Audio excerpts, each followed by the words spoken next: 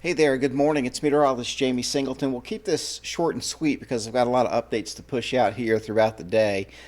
We've got one line of storms that's already moved through the area. This one meant business this morning and created some wind damage here across Bath County. Several reports of trees down, power lines down. There were 60-mile-per-hour winds and a very strong line of storms that moved through the area. You can see, let me get rid of some of my data here because I have an awful internet connection this morning, and I'm not sure what that's all about. But anyway, hopefully you can see part of this anyway. You can see what's left of this right now, extending from Farmville into Richmond. This line of storms was very strong earlier. We've got also some trees down in Albemarle County that moved through Lynchburg with an impressive shelf cloud this morning, now weakening into just some showers around Charlotte Courthouse and the Halifax. You zoom it out here, you can see more activity though upstream in the West Virginia. So you've had one complex of storms come through the area. You can see it's got a history of wind damage all the way back through Ohio. And if you're thinking this might have been a derecho, it's pretty close to it. They can have varying intensities. This would have been a borderline event, perhaps what we call a serial derecho. But indeed, I do think it possibly nears that characteristic there. So looking at wind damage reports all the way back through Columbus, Ohio, with this thing early this morning.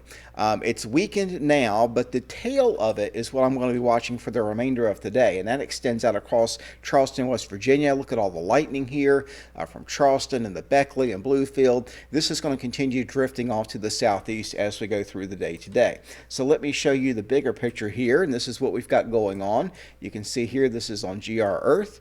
I'll remove some of the dew points here so you can get an idea of the complex. And again, it's one leading edge that pushed through the area overnight, and then there's the tail that extends into Ohio and the West Virginia. Two things with this. You're going to see some heavy rain today. There will be storms moving in for a good part of the area that will last a good part of the afternoon and evening.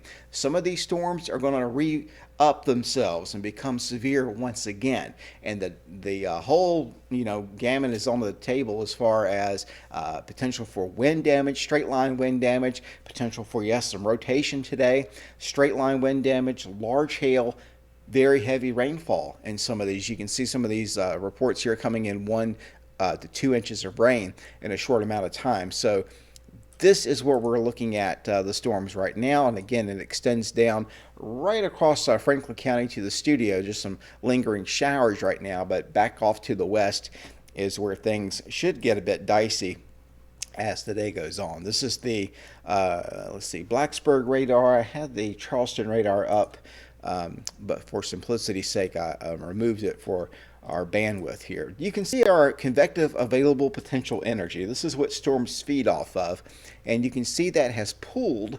In other words, it's concentrated overnight along and to the south of this front. And then you've got this prefrontal trough, which created the storm activity that's drifting southward across our area. The problem now is that it's probably lost its southernmost movement. In other words, now that the storms are here, they will probably just refire over the same areas, and I'm not going to have that southward jog that they had overnight last night. That means they could remain in place for several hours to come during the day today once the heating of the day gets going. And we don't even need that right now. We've already got some instability out across West Virginia that's driving this. So I'm concerned for flash flooding in West Virginia, but I'm also concerned for possibly some wind damage and some severity through these storms a little bit later on in our area. This is the HRRR model, and it's got a pretty good handle on what happened this morning. And I will note here as we go into the late morning hours, we kind of see a lull. That's what's coming up over the next 1 to 2 hours. But into the remainder of the afternoon and evening, look at the reds here on the screen. They grow more intense. This is by around 3, 4 o'clock this afternoon. Southern West Virginia here, even some rotation showing up here on the model around Danville, mid to late afternoon, and over Franklin County, Roanoke County, Smith Mountain Lake, Need River Valley, just about all areas here covered in a threat for severe storms. And we're talking hail that could exceed a ½ inch to 1 inch in diameter, and maybe some tornadic activity as well, as we're looking at a stalled front kind of near the area, or at least a stalled boundary. So it's a very active model here and a very active day coming up throughout the day today.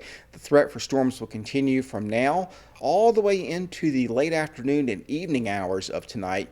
And then maybe we'll get a bit of a break before our next batch comes in there off to the west. This will be coming up, and we'll have to watch this late tonight into early Thursday.